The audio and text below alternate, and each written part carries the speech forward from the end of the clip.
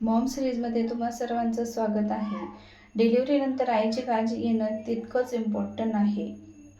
कारण आई हेल्दी असेल तरच बाळाची नीट काळजी घेऊ शकते. डिलिव्हरीनंतर शरीराला रिकवर होण्यासाठी वेळ लागतो, म्हणून स्वतःला रेस्ट द्या. पुरेशी झोप घेण्याचा प्रयत्न करा. बेबी झोपलं की आईनेही थोडा आराम करावा. हेल्दी आणि गरम आहार घ्या आणि भरपूर पाणी प्या.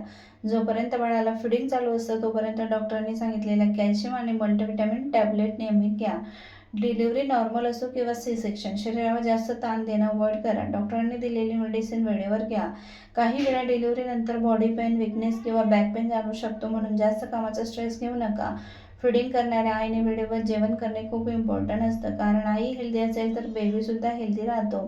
मूड स्विंग्स किंवा इमोशनल वाटणं नॉर्मल असतं, म्हणून स्वतःला एकटं समजू नका. जर तुम्हाला खूप स्ट्रेस किंवा एन्झायटी वाटत असेल तर फॅमिली मेंबर्स किंवा डॉक्टरशी बोलायला अजिबात घाबरू नका. फॅमिली सपोर्ट खूप इम्पॉर्टंट असतो. मदत मागायला अजिबात हेजिटेट करू नका. स्वतःची हायजीन आणि मेंटल हेल्थकडेही लक्ष द्या. आणि एक गोष्ट नेहमी लक्षात ठेवा, परफेक्ट मॉम बनायचा प्रेशर घेऊ नका. हळूहळू सगळं शिकायला मिळतं आणि सगळ्यात इम्पॉर्टंट, आई होणं ही खूप सुंदर गोष्ट आहे, म्हणून स्वतःवर प्रेम करा आणि रिकव्हरीला वेळ द्या. अजून असे युजफुल मॉम टिप्ससाठी मॉम सिरीज फॉलो करा.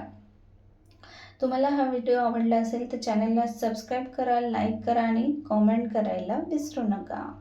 Happy parenting. बाय.